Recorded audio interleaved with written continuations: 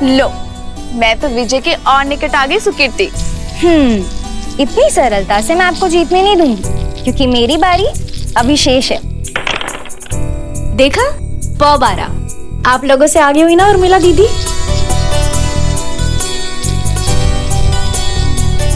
पर सब मुझसे पीछे ही हो। हारने के लिए सच होना मानवी। जीत तो सकती हो उर्मिला दीदी, किंतु केवल तभी जब सीता दीदी के पास है ठीक से ना गिरे।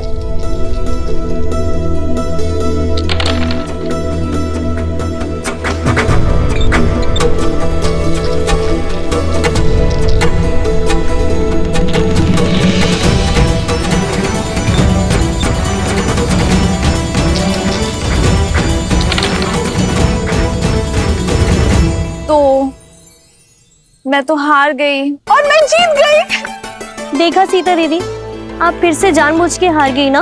आप हमेशा यही करती है, गार की जैसी विदुषी को अपने ज्ञान से हरा देती हैं और अपनी बहनों के सामने हमेशा हार जाती हैं। क्योंकि तुम्हारी जीत मेरी जीत है, और अपनों से हारने में जो सुख मिलता है ना, वो 100 विजयों से भी अधिक है।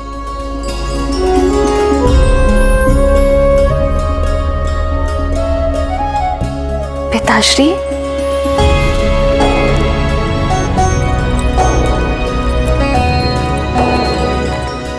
प्रणाम पिताश्री।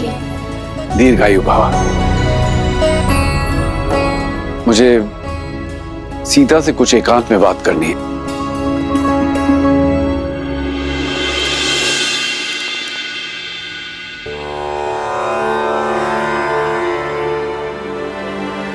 सीता, मैं जानती हूँ पिताश्री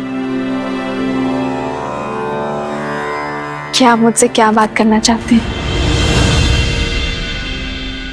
अपने पिता के मन की बात को सदैव कैसे समझ जाती हो पुत्री?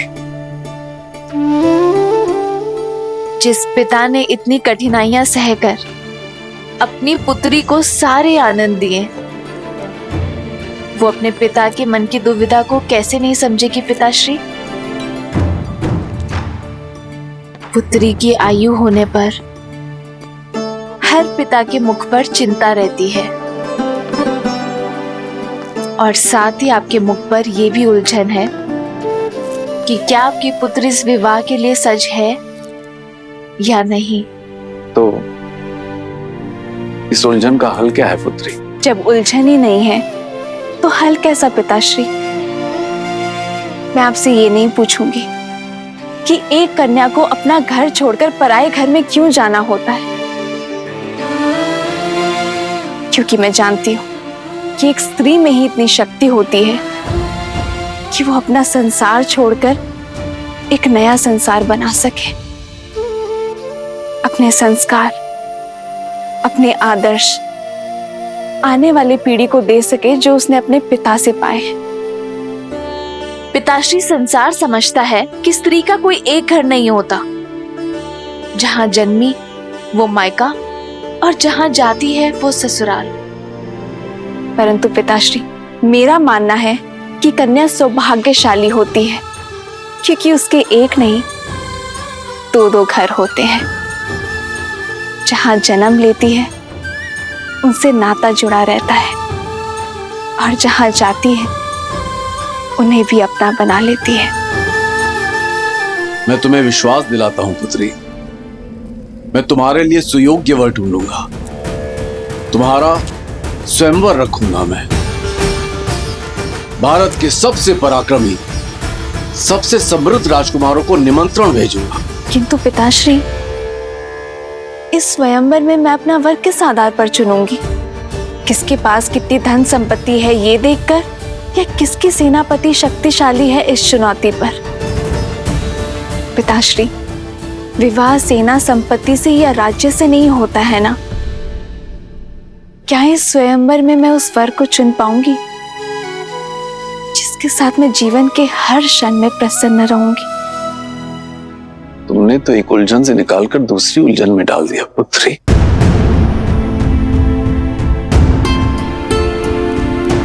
माता, कुछ अति महत्वपूर्ण होने वाला है। पिताश्री ने शीघ्र बुलाया है।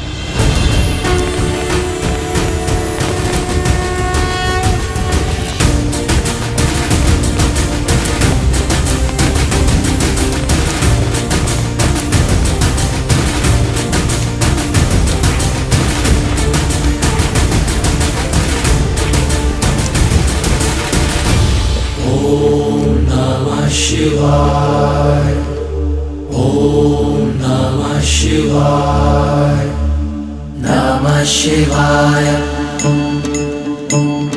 नमः शिवाय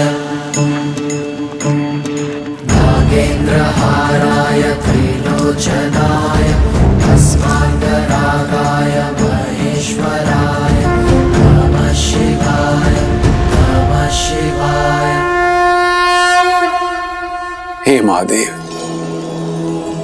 मेरी पुत्री सीता को जैसा वर चाहिए केवल आप ही दे सकते हैं। अब मुझे समझ में आया,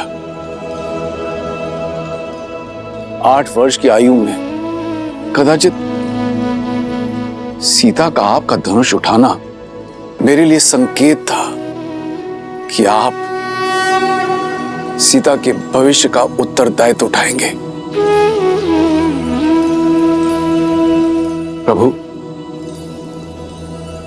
मैं सीता के स्वयंवर की घोषणा करना चाहता हूं।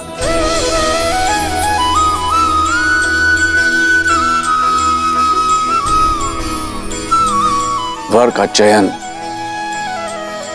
आपकी शक्ति और आपके न्याय का प्रतीक आपका महाधनुष पिनाक होगा।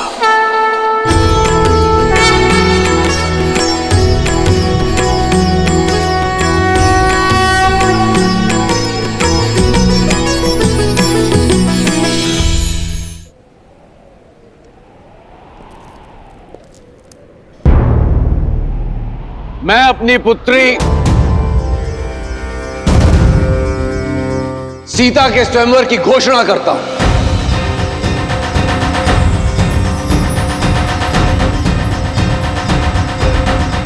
जो व्यक्ति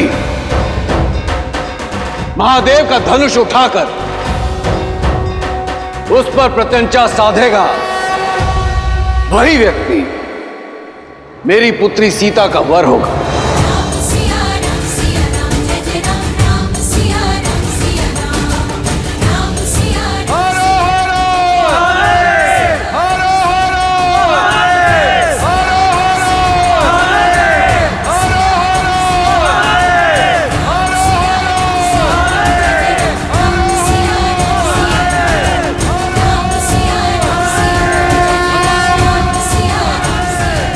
जनक ने सीता के लिए वर ढूंढने का उत्तरदायित्व आप पर छोड़ दिया है प्रभु। सत्य तो यह है देवी कि मिथिला में अपने इस उत्तरदायित्व को निभाने का प्रबंध मैंने कई वर्ष पहले ही कर दिया था। कैसे? बताइए ना, कैसे ढूंढेंगे जनक राम को? जो सच्चे मन से राम को खोजना चाहें, राम तो उन्हें मिल ही जाते हैं। और वैसे भी संसार में ऐसा कौन है जो राम को खोजना नहीं चाहता।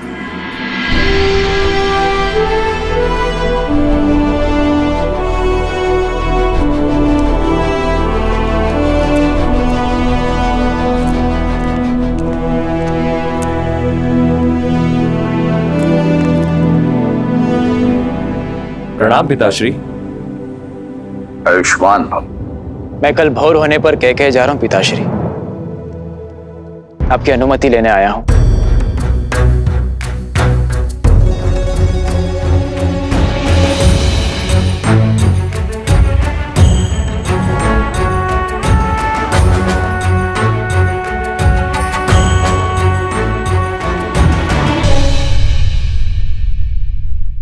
और शत्रुघ्न, तुम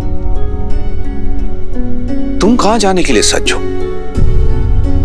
पिताश्री, भरत भैया को मेरी आवश्यकता होगी और फिर मेरा भी मन है कि मैं मामा के देश का भ्रमण कराऊं। शत्रुघ्न का निर्णय अच्छा है पिताश्री। 1 से 2 सदा श्रेष्ठ होते हैं। यदि आपका मन हो तो मैं जाऊं पिताश्री।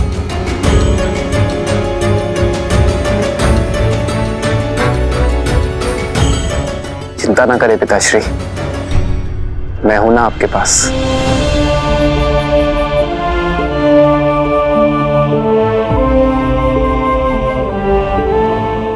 अनुमति है।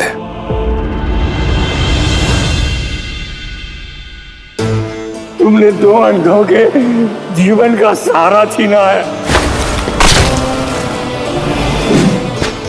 तुम भी अपनी आंखों के तारे से दूर हो जाओगे।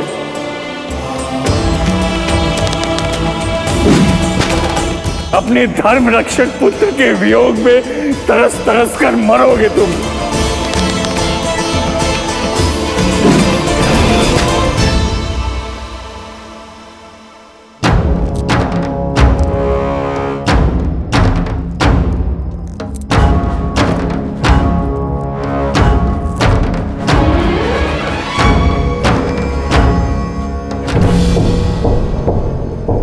प्रणिपात ऋषिवर।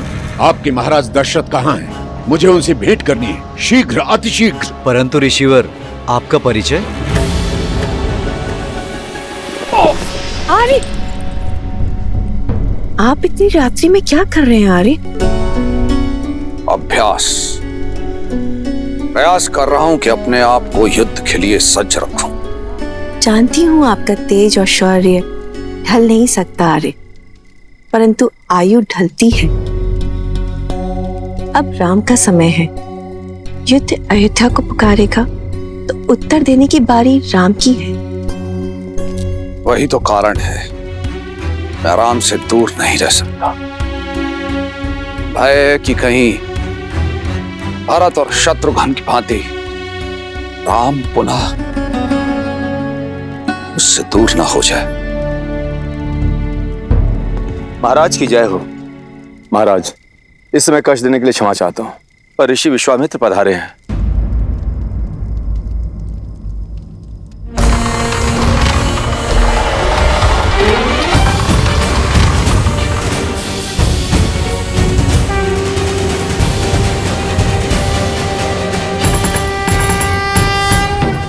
अयोध्या की भूमि पर आपके चरण पड़े, अयोध्या धन्य हुई। अपने चरण कमलों से इस भूमि को पावन करें ऋषिवर, पधारिए।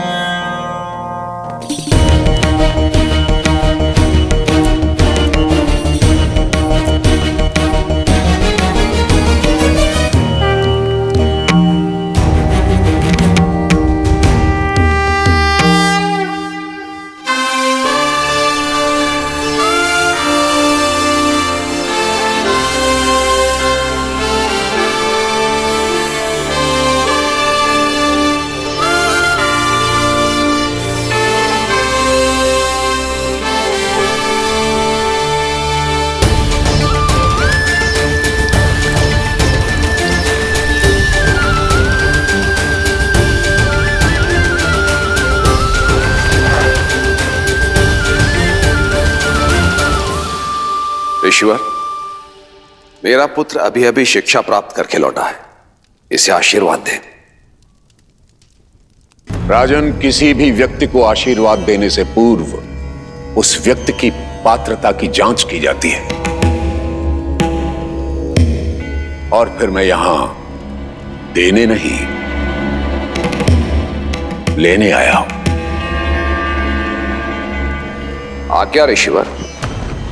मारीच और सुबाहु दो राक्षस हैं जो निरंतर मेरे यज्ञ में बाधा डालते रहते हैं। मृत पशुओं का रक्त और उनका मांस डालकर उसे अपवित्र करते रहते हैं। ऐसा नहीं है राजन कि मैं उनका संहार नहीं कर सकता, परंतु ब्रह्मर्षि होने के बाद मैंने शस्त्र त्याग दिए हैं, इसलिए। सुमंत, हम इसी क्षण ब्रह्म ऋषि के आश्रम की ओर प्रस्थान करेंगे। उन दोनों दंड राक्षसों का मैं स्वयं संहार करूंगा। ऋषिवर, ये मेरा वचन है, आपकी मांग अवश्य पूर्ण होगी। इस तुच्छ कार्य के लिए स्वयं अयोध्यापति वहां जाएं, ये तो उचित नहीं लग रहा है। मुझे न तो आपकी आवश्यकता है और ना ही आपकी सेना की।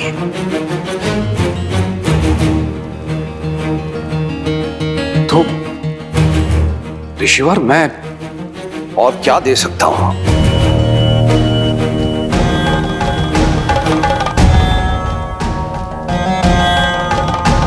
राम राम राम।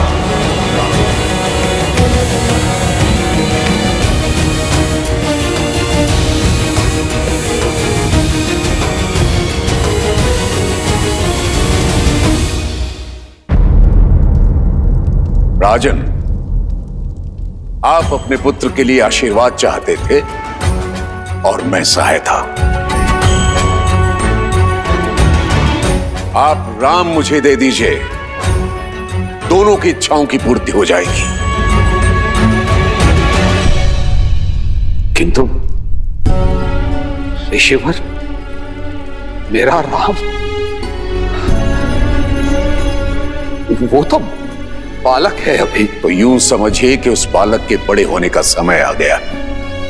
किंतु मेरे राम को तो युद्ध का अनुभव ही नहीं है ऋषिवर। राजन, अनुभव युद्ध करने से होता है, और फिर जो शिक्षा आदरणीय ब्रह्मर्षि वशिष्ठ ने उसे दी है, उसकी परीक्षा भी हो जाएगी।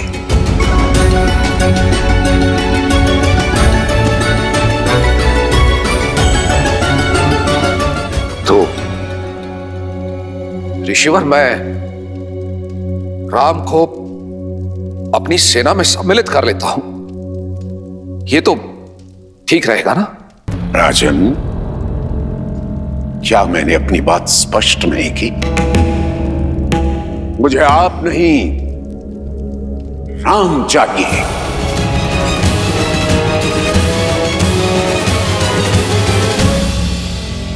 ऐसा अनर्थ न करे ऋषिवर।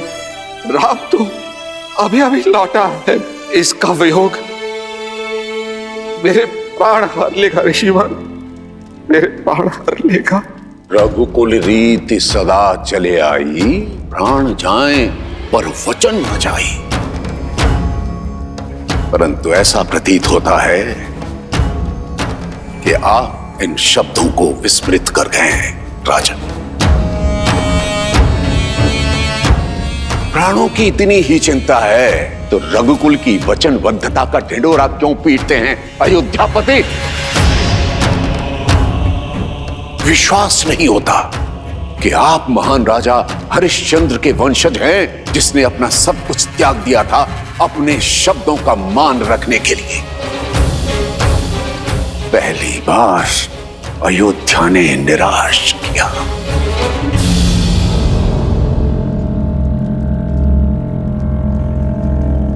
महाराज दशरथ, आप तो अपनी रानियों और राजकुमारों के साथ सुखमय जीवन व्यतीत कीजिए, मेरा क्या है। मैं तो सहायता के लिए किसी दूसरे द्वार को खटखटा लूंगा, परंतु आज के बाद कभी मत कहिएगा प्राण जाए पर वचन न जाए। ऋषिवर, हरे ब्रह्मर्षि,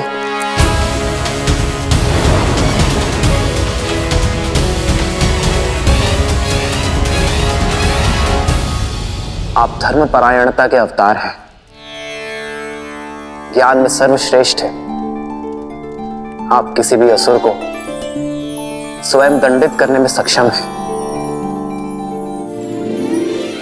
किंतु ब्रह्मत्व का मान रखने और रघुकुल का मान बढ़ाने स्वयं अयोध्या आए। आपके साथ चलना मेरा सौभाग्य होगा गुरुवर। केवल एक अनुरोध है, कल प्रातः तक प्रतीक्षा कीजिए, अयोध्या का स्वागत स्वीकार्य है। ठीक है, कल प्रातः काल तक का समय है तुम्हारे पास।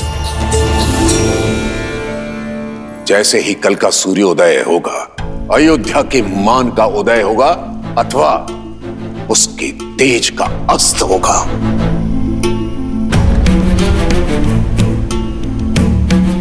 आचार्य, पिताश्री, पिताश्री,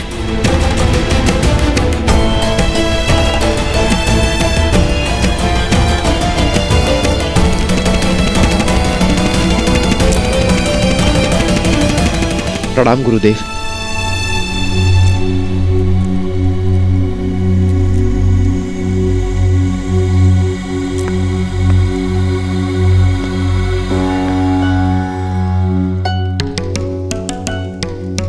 आपके यहां आने का कारण केवल यज्ञ की रक्षा करना नहीं था। इतना तो मैं समझ गया हूं ब्रह्मर्षि विश्वामित्र, आप राम को परखने आए हैं। ब्रह्मर्षि, क्या आपको इतना भी अनुभव नहीं कि राम स्वयं नारायण है? अनुभव किया है ब्रह्मर्षि, परंतु सामने रखी धातु स्वर्ण होते हुए भी उसकी परख की जाती है। और आप तो भली भांति जानते हैं, नारायण समय समय पर अनेक अवतार लेते रहे। परशुराम स्वयं उनके एक अवतार हैं। हर अवतार का एक उद्देश्य होता है, जैसे इस अवतार का उद्देश्य मर्यादा की स्थापना है। परंतु रावण के अंत के लिए राम की पात्रता को जांचना मेरा कर्म है, और यदि वे नारायण के पूर्णावतार हैं तो उन्हें उनकी यात्रा के लिए मार्ग प्रशस्त करना मेरा धर्म है। आप क्रोधित हो गए ब्रह्मर्षि? मैं आपसे क्रोधित नहीं हूं, मैं उस विघ्न से क्रोधित हूं जो राजा दशरथ ने खड़ा किया था।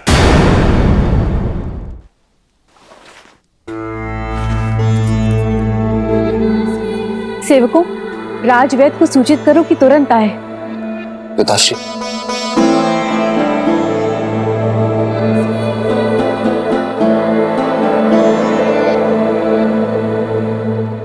आपका स्वास्थ्य सदा ठीक रहता है पिताश्री। ये अचानक क्या हुआ आपको? थक गया हूं, विश्राम की आवश्यकता है।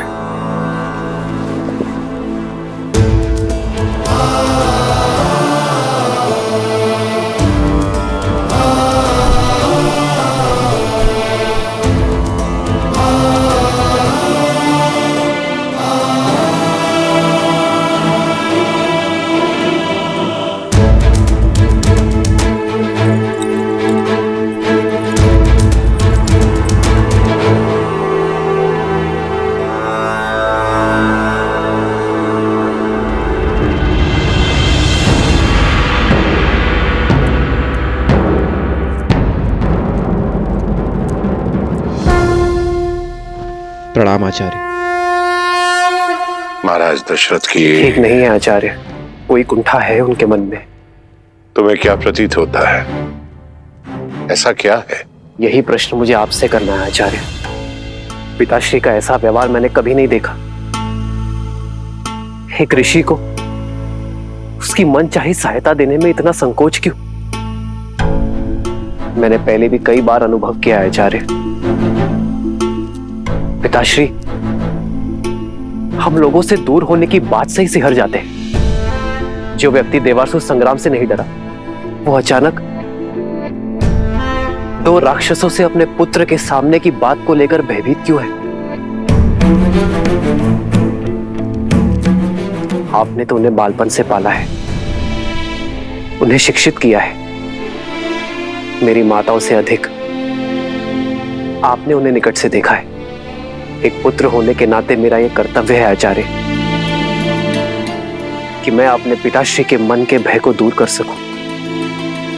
बोलिए आचार्य, उनके भय का कारण क्या है? भय के बिना प्रेम निभता नहीं है, पर प्रेम ही सबसे बड़े भय का कारण है। उनका भय तुम हो राम, तुमसे बिछड़ने का भय है जो तुम्हारे पिता को दुर्बल बना देता है। उन्हें मोह है राम अपनी संतान से, विशेषकर तुमसे राम। आप तो आचार्य हैं, उनके पिता समान, उनके गुरु भी आप ही हैं। तो क्या आप उन्हें इस व्यथा से दूर नहीं कर सकते? कई बार रोग का कारण ही उसकी औषधि होता है राम। दशरथ का रोग भी तुम हो और निदान भी भय की काट विश्वास होता है राम। अब देखना है कि राम अपने पिता को वो विश्वास दिला पाता है या नहीं। प्रश्न दशरथ के धर्म का नहीं, राम के कर्म पर है।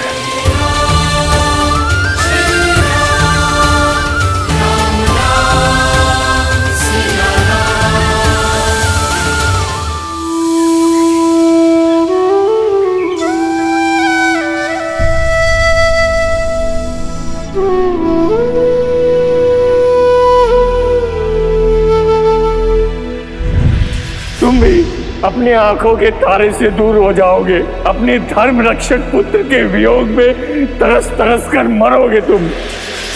मुझे आप नहीं, राम चाहिए, राम चाहिए।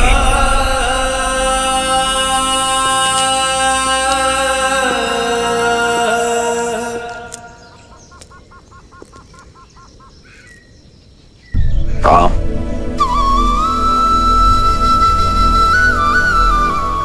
मैं आपसे नहीं पूछूंगा पिताश्री कि आपको क्या हुआ है,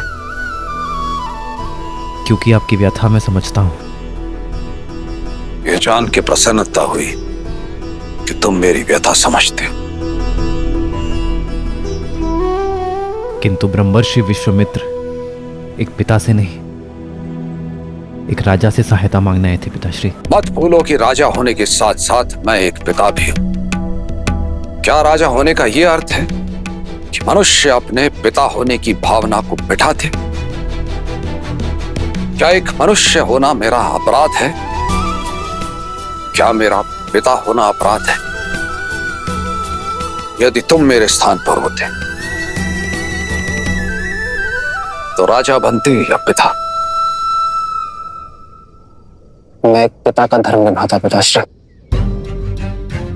अपने पुत्र को परीक्षा की आग में भेजता ताकि वो और सुदृढ़ होकर निकले। किंतु राम, तुम जिनसे युद्ध करने जा रहे हो वो राक्षस हैं। और जिनके लिए युद्ध कर रहे हैं वो ब्रह्मर्षि विश्वामित्र है पिताश्री। मैंने उनकी कथाएं सुनी है पिताश्री, जो एक राजा होकर एक ब्रह्मर्षि बन सकने जैसा तप कर सके, जो किसी को स्व शरीर स्वर्ग भेजने का सामर्थ्य रखते हैं। उनके साथ सुरक्षा का कैसा भय पिताश्री? जिनके पास असंख्य दिव्यास्त्र हैं, वो पूरा संसार छोड़कर यदि यहाँ आपके पुत्र को लेने आए हैं तो अवश्य ही कोई कारण होगा पिताश्री। यूं समझिए पिताश्री कि ब्रह्मर्षि विश्वामित्र को आपके पुत्र की नहीं, आपके पुत्र को ब्रह्मर्षि विश्वामित्र की आवश्यकता है। किंतु राम, तुमने भरत के जाने के उपरांत कहा था तुम मेरे साथ रहोगे। आपके साथ ही हूं मैं पिताश्री, क्योंकि मेरी दृष्टि में महाराज दशरथ धर्म और वचन का दूसरा नाम है और मैं उस नाम के साथ हूं।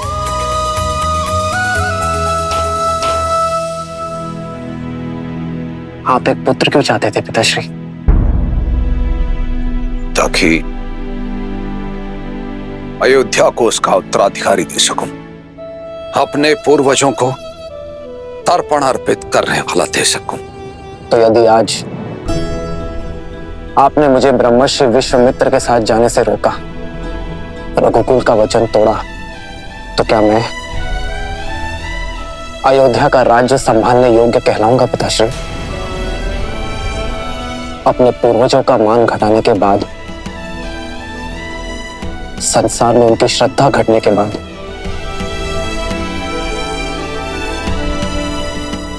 क्या मैं उनका श्राद्ध कर पाऊंगा पिताश्री? मैं आपका पुत्र हूं पिताश्री। मेरा धर्म है आपका आदेश मानना, पर आप रघुवंश के राजा हैं। चयन की दुविधा आपकी होगी और आदेश भी आपका ही होगा कि क्या मैं ब्रह्मर्षि विश्वामित्र का सहायक बन के विदा लूंगा या यही अयोध्या का मान, रघुकुल की प्रतिष्ठा को खंडित होते देखूंगा।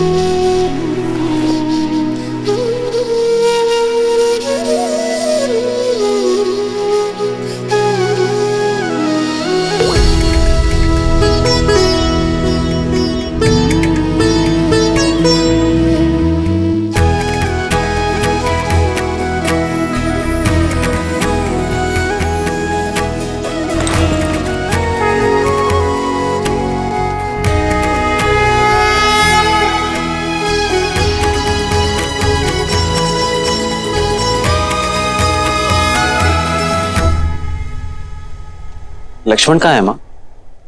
क्या वो अपने बड़े भाई को विदा करने नहीं आएगा? वो तुम्हारे लिए अस्त्र और शस्त्र लेने गया है पुत्र।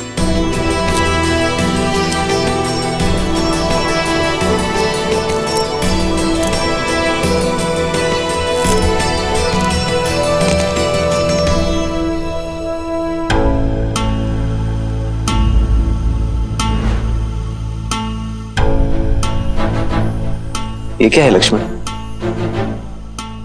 ये दो धनुष? अब दो योद्धा एक धनुष से कैसे लड़ेंगे भैया? दो? केवल मैं जा रहा हूं लक्ष्मण। क्यों भैया? आप पिताश्री के वचन का मान रखें और मैं अपनी माता सुमित्रा के उस वचन को भंग कर दूं कि मैं सदा आपकी परछाई बनकर रहूंगा।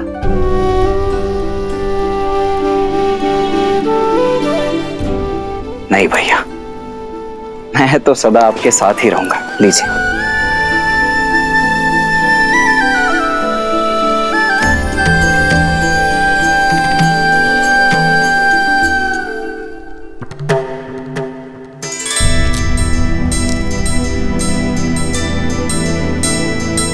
क्षमा करें गुरुदेव, मुझे ज्ञात है कि आपने पिताश्री से केवल भैया राम को ही मांगा है, किंतु मैं सबको बता दूं कि मेरे भैया राम और मैं, उनका अनुज लक्ष्मण एक दूसरे से भिन्न नहीं है। वो देह हैं तो मैं उनकी आत्मा हूं।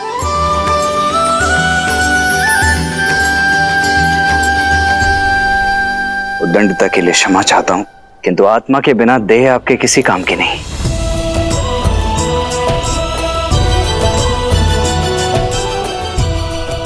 आशा है आप और पिताश्री मुझे भैया राम के साथ जाने की अनुमति अवश्य प्रदान करेंगे।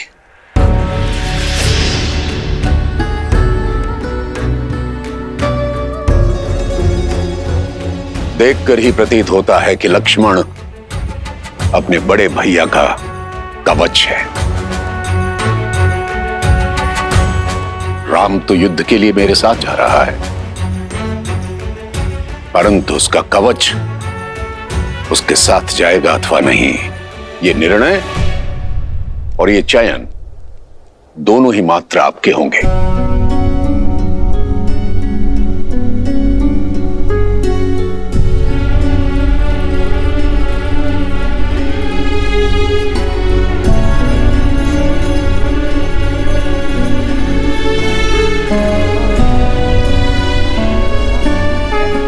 ऋषि, मैं अपने दोनों पुत्र नहीं, अपने प्राण आपको सौंप रहा हूं। आज से आप ही इनके माता पिता हैं।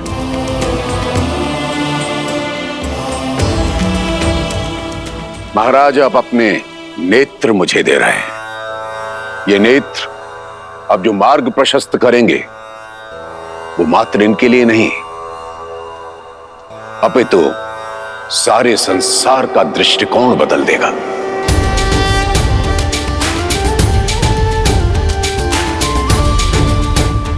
आप निश्चिंत रहें, आपके दोनों बेटे मेरे साथ सुरक्षित रहेंगे।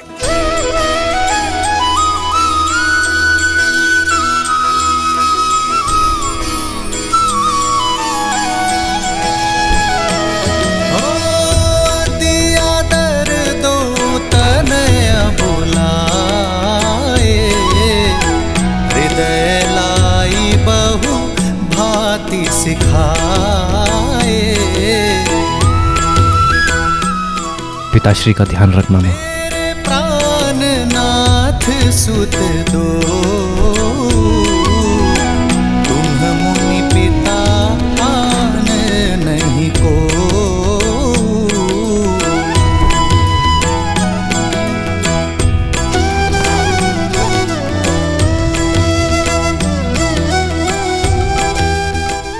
मैं लक्ष्मण का ध्यान रखूंगा सुमित्रा मां। जहां राम साथ हो वहां मुझे लक्ष्मण की चिंता क्यों रहेगी पुत्र? रघुकुल का मान बढ़ाना।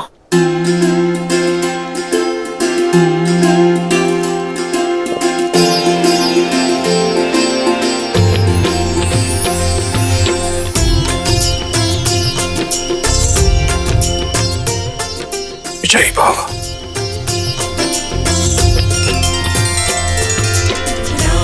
सिया राम जय जय राम।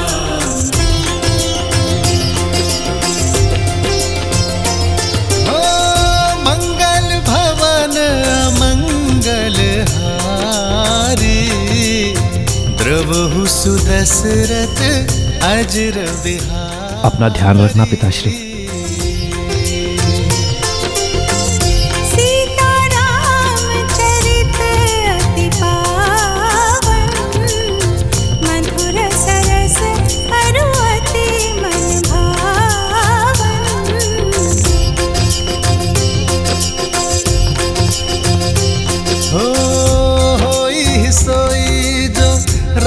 रचिरा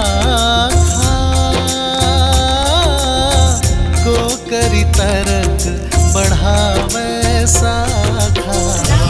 सिया राम जय जय राम।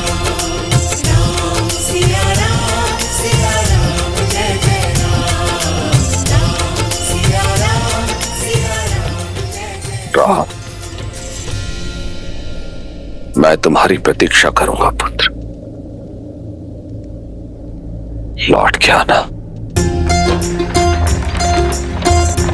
हो रघुकुल रीत सदा चली आई,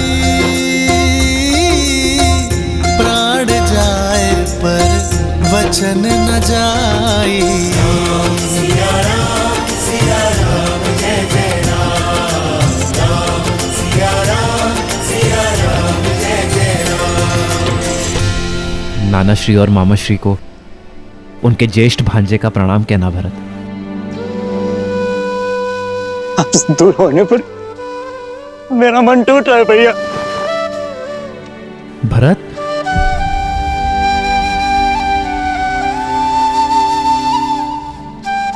शांत हो जाओ भरत। भरत, मेरा मन गर्वित है भरत। मेरा छोटा भाई पहली बार कोई उत्तरदायित्व मेरे बिना उठाने जा रहा है। शत्रुघ्न जी भैया, अपना और भरत का ध्यान रखना। प्रस्थान करो भरत। लक्ष्मण,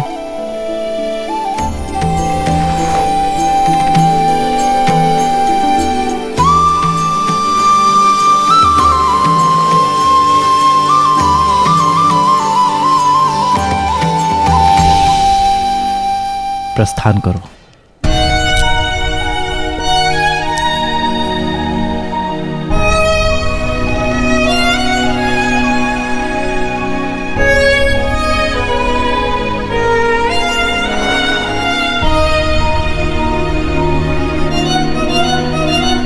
भैया, ऋषि विश्वामित्र के साथ जाने के लिए परिवार से विदा लेते समय तो आपने तनिक भर का भी विचार नहीं किया, किंतु भरत भैया और शत्रुघ्न से विदा लेते समय आपकी दृष्टि उनसे हट ही नहीं रही। कर्तव्य के पथ पर विदाई भी सुख देती है लक्ष्मण।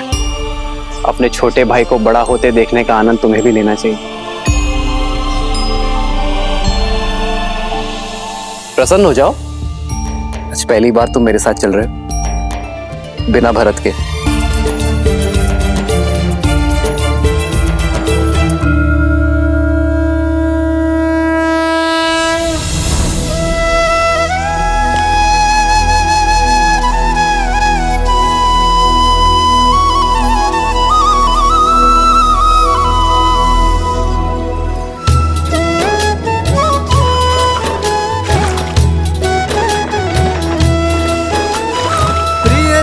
से दूर होना भारी मन का द्वंद, पर बिछड़ न कर्तव्य के लिए एक वीर का आनंद।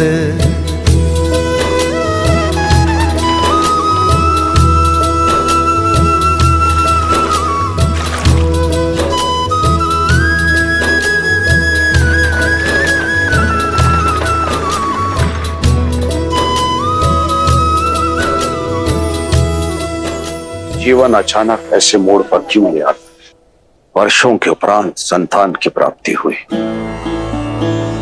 किंतु उसके बाद 8 लंबे वर्षों तक मेरे पुत्र शिक्षा प्राप्ति हेतु मुझसे दूर चले, लौट के आए, कुछ ही क्षण उनके साथ बिताए और फिर से पुत्र वियोग एक बार फिर मेरे सामने उठ खड़ा हुआ है। भाई लग रहा है अक्षर, कहीं श्रवण कुमार के पिता का श्राप अपने लक्ष्य की ओर तो नहीं बढ़ रहा। समस्या ये नहीं कि तुम्हारी मृत्यु श्राप से होगी, समस्या ये है कि तुम हर क्षण श्राप में जी रहे हो। क्यों भूल जाते हो कि मृत्यु तुम्हारे हाथों में नहीं है, तुम्हारे हाथों में है जीवन। तो जितना समय है अपने पुत्रों के साथ बिताओ और जियो, ताकि अपने पुत्रों के साथ समय ना बिताने का खेद ना रह जाए। जीवन कब समाप्त होगा इस डर से जीना छोड़ नहीं देते हैं पुत्र।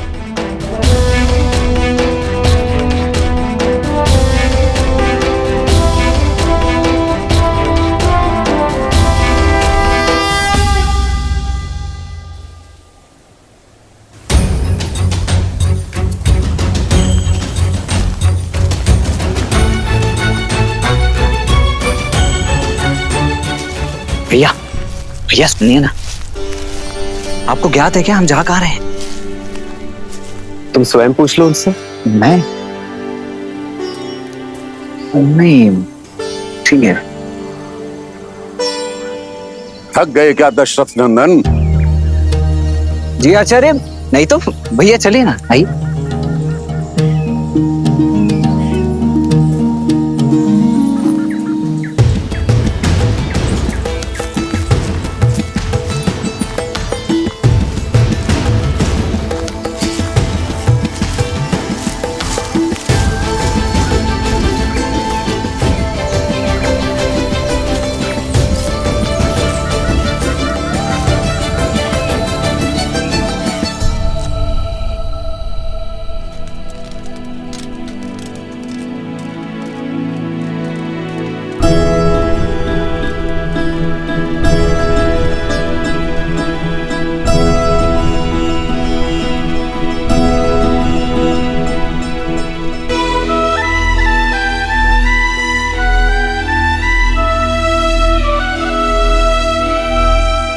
भैया पूरे दिन भर तो हम चलते रहते हैं और रात्रि को पहरा देने के लिए जागते रहते हैं। ना भोजन है ना जल है। ये गुरुदेव हमसे चाहते क्या है? कोई कारण अवश्य होगा लक्ष्मण। यदि कार्य सरल होता तो गुरुवर इतनी दूर चलकर अयोध्या नहीं आते।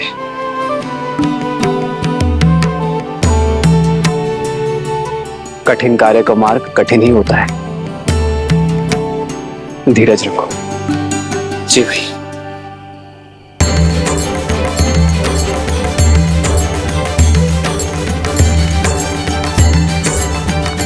गुरुदेव, जलाशय।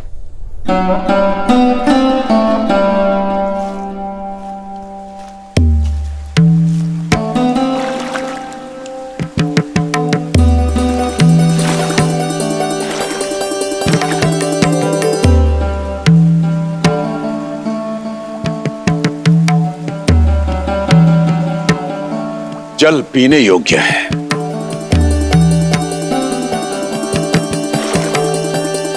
पी नहीं सकते।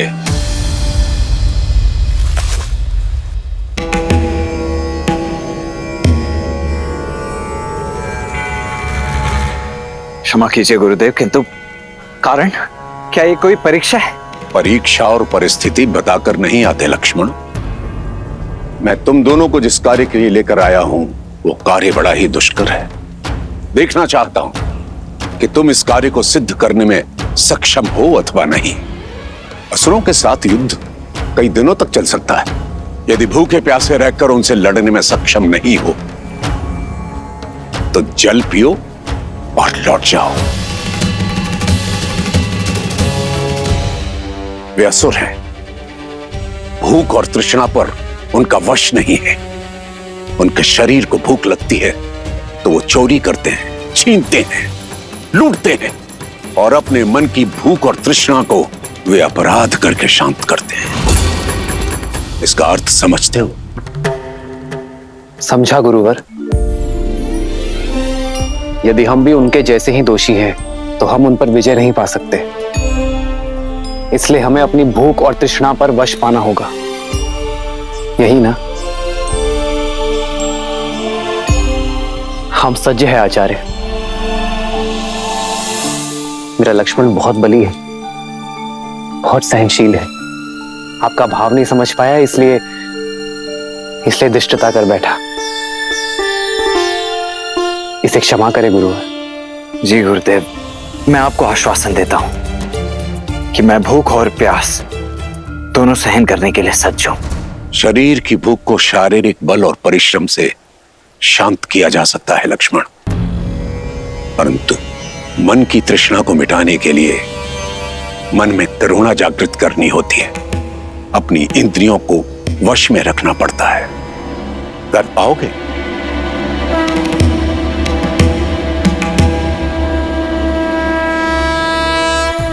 तो फिर चलते हैं।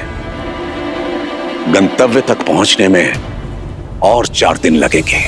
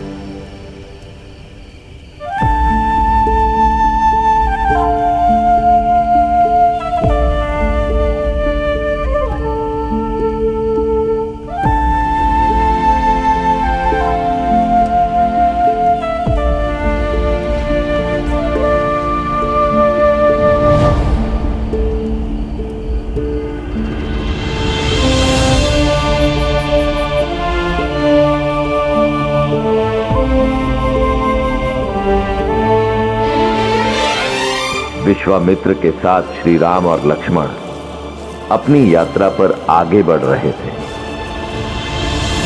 और मिथिला में समय सीता के स्वयंवर की ओर बढ़ रहा था। विश्वास नहीं होता, सीता दीदी के स्वयंवर के निमंत्रण पत्र जा रहे हैं। सोचा भी नहीं था ना, बचपन का साथ अचानक यूं ही। सीता दीदी हमारे बिना रह लेंगी? माँ भी तो अपना मायका छोड़कर यहाँ रहती है ना, क्या वो प्रसन्न नहीं?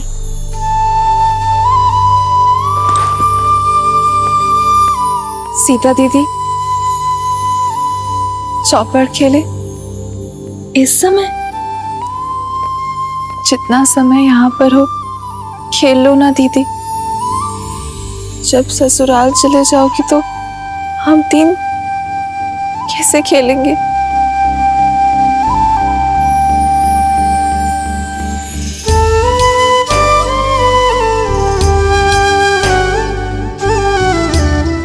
अरे चलो चौपड़ खेलते हैं।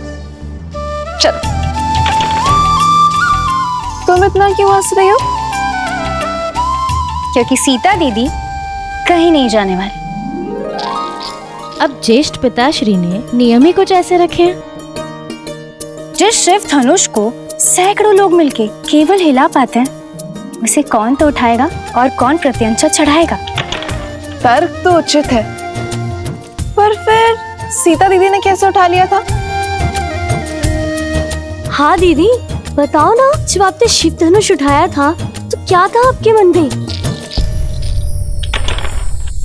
नहीं जानती, बस इतना स्मरण है कि मेरे मन में ना तो कोई भय था और ना कोई भार।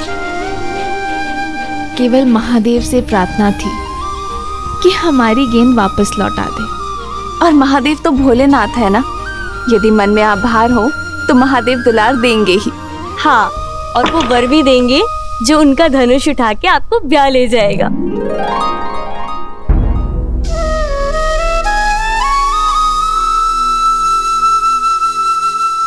वैसे संपूर्ण भारत से राजकुमार आने वाले हैं, तो तुम तीनों भी सोच लो कि तुम्हें कैसा वर चाहिए। क्या पता मेरे साथ साथ तुम्हारी खोज की भी अंत हो जाए। कितना अच्छा होगा ना यदि ऐसा हो तो। जैसे हम चारों बहनें आजीवन यहाँ रही हैं, वैसे ही हम चारों का विवाह एक साथ हो, एक ही घर में। हाँ, तब तो हम प्रतिदिन चौपड़ खेलेंगे। हाँ, इससे उत्तम तो और कुछ हो ही नहीं सकता। लो, मैं तो सच में जीत गई। कितना शुभ संकेत है ना। यदि महादेव ने चाहा तो हम चारों बहनें आनंद से ऐसे ही एक ही घर में रहेंगी। कितना शुभ मन है ना सीता का। हर एक के मन में आशा जगा देती है। ऐसी गुणवान स्त्री को तो श्री राम ही मिलेंगे ना। यही तो भाग्य अपना खेल खेलता है देवी। ऐसा हो यह आवश्यक नहीं, क्योंकि एक और कन्या भी थी जिसकी सोच देवी सीता जैसी ही पवित्र थी, अत्यंत गुणी भी थी, परंतु उसके प्रारब्ध में कुछ और ही लिखा था। कौन? महान शिल्पकार मयासुर की पुत्री मंदोदरी।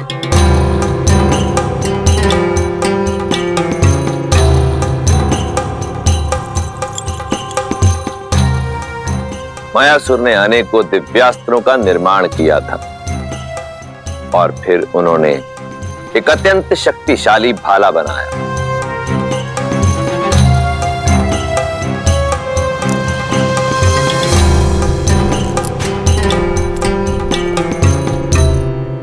बड़ा तेजवान और दृढ़ भाला बनाया है पिताश्री।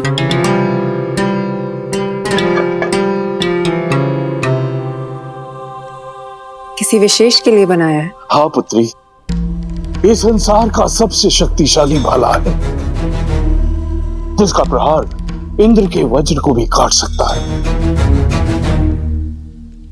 और जानती हो किसके लिए बनाया है ये?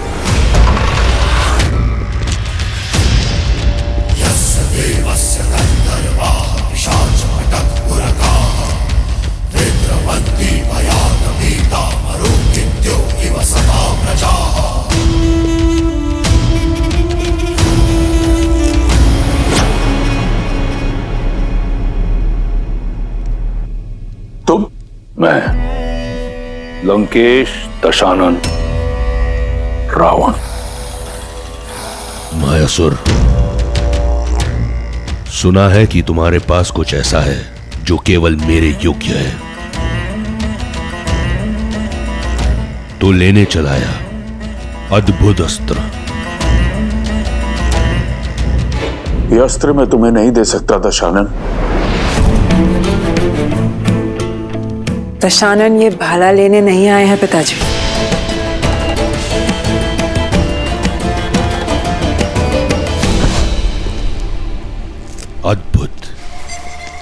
जैसा सुना वैसा पाया। आंखों में तेज, वाणी में दृढ़ता, रूप में ज्वाला और बुद्धि में पैनापन।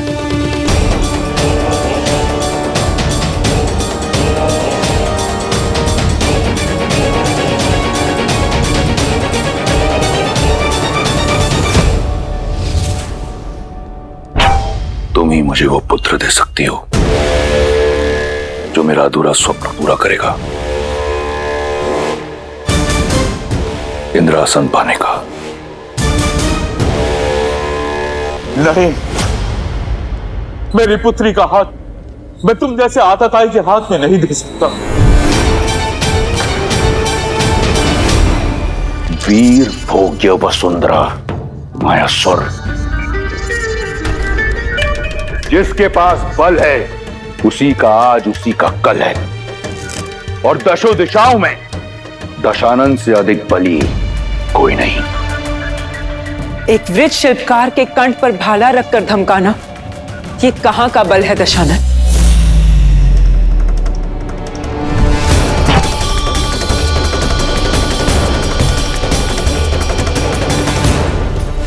भय नहीं लगता तुम्हें रावण के समक्ष ये सुर साधते हुए?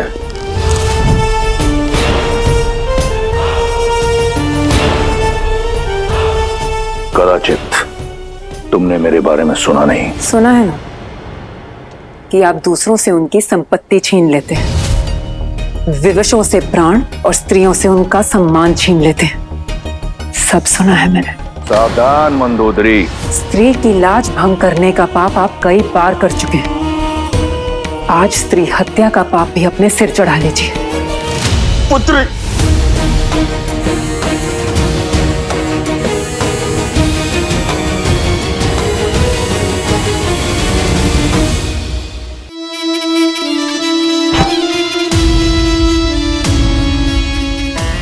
प्राण नहीं लूंगा तुम्हारे। सुंदर स्त्रियों के प्राण नहीं लेते, उनके लिए प्राण न्यौछावर किए जाते हैं। मायासुर, तुम्हारी पुत्री मेरी हुई,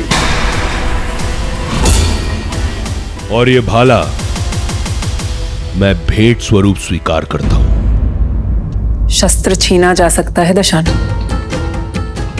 पर साथ मांगा जाता है। समान नहीं हूं मैं, सम्मान से एक सज्जन बनकर मेरे पिताश्री से मेरा हाथ मांगिए।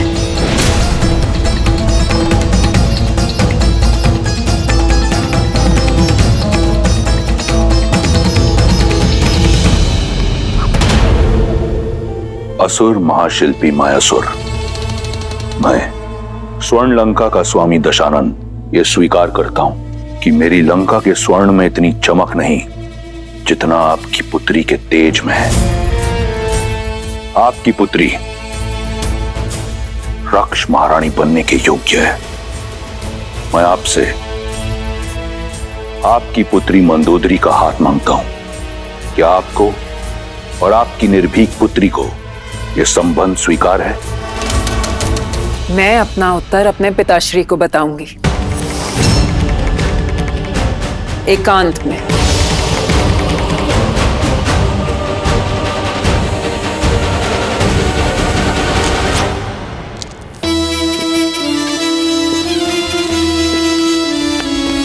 पिताश्री, पिताश्री, उठिए, उठिए।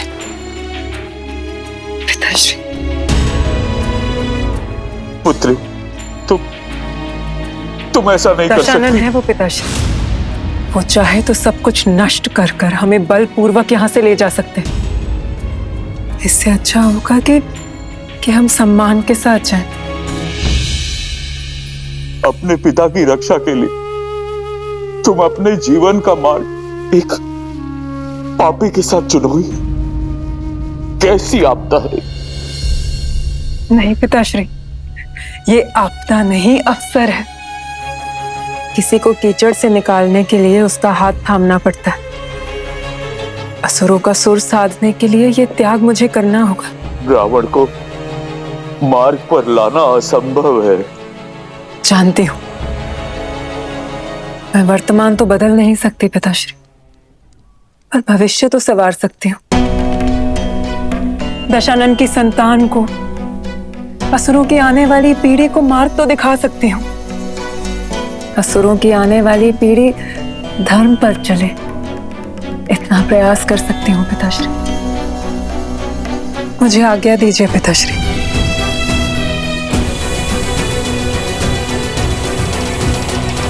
रावण और मंदोदरी का विवाह हुआ। जहां एक और मंदोदरी ने अपनी आहुति दी असुरों के भविष्य के लिए, वहीं दूसरी ओर रावण एक शक्तिशाली शस्त्र पाना चाहता था।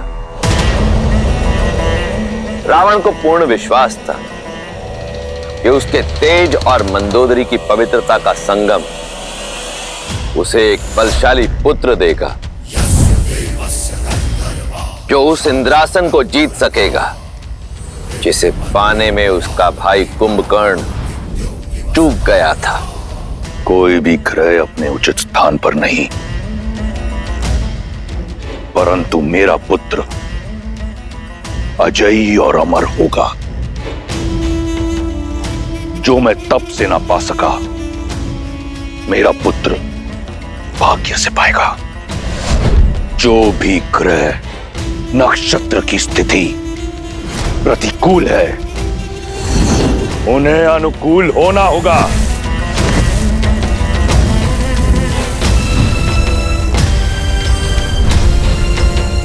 यही है लंकेश का आदेश। सूर्यदेव पहला घर, चंद्रदेव दूसरा घर,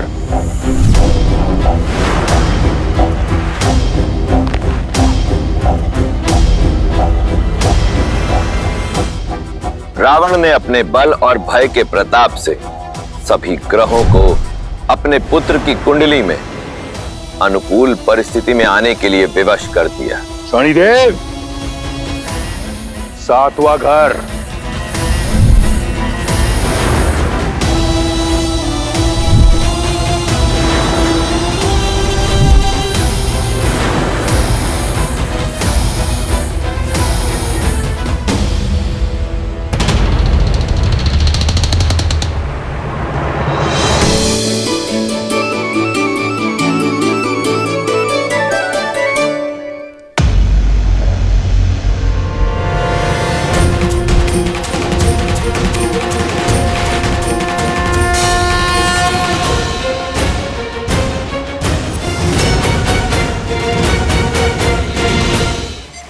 शनि मेरी आज्ञा का उल्लंघन करके 8वें घर में चले गए तुम।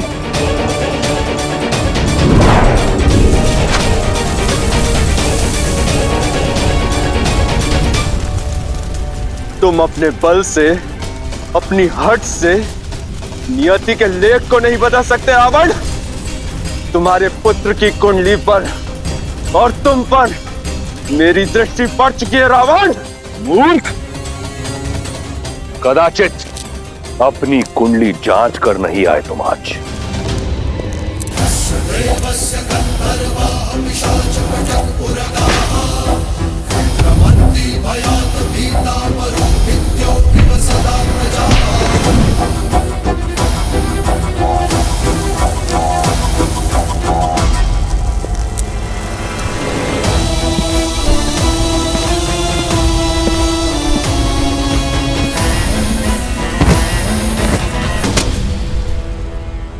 आज से तुम यही मेरे चरणों में रहोगे, जहां सदैव तुम्हारी दृष्टि नीची रहेगी,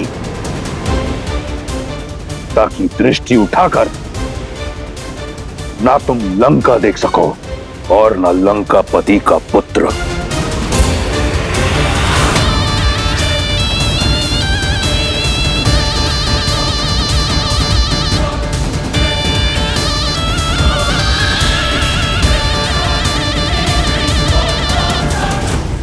अर्थात रावण ने सदा के लिए शनि को बंदी बना लिया?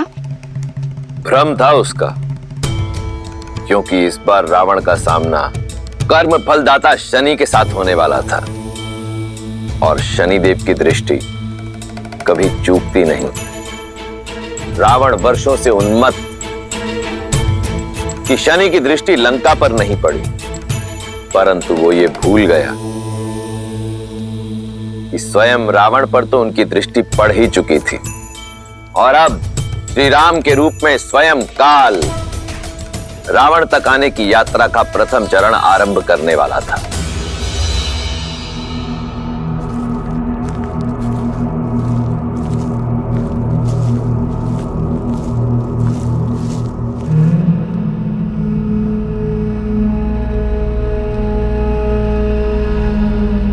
बड़ा ही भयावह वन है ये। यहाँ का वातावरण ही बता रहा है कि अवश्य ही राक्षसों का गढ़ होगा ये। राक्षसों का नहीं लक्ष्मण, राक्षसी का।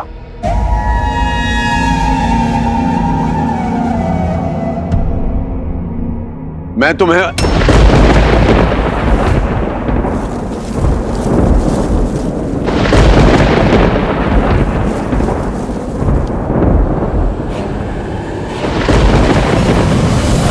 भैया, कौन आया है मेरे वन में? कौन? कोई ब्राह्मण तो नहीं?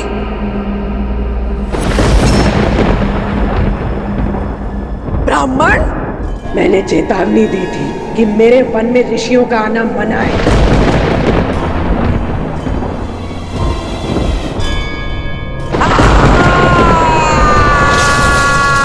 अब तुम सब अपनी मृत्यु के लिए सज्ज हो।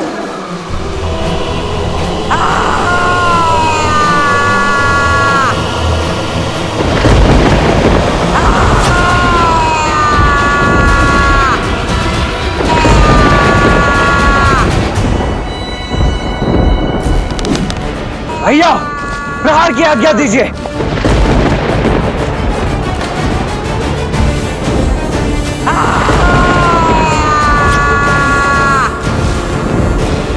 आज्ञा दीजिए भैया।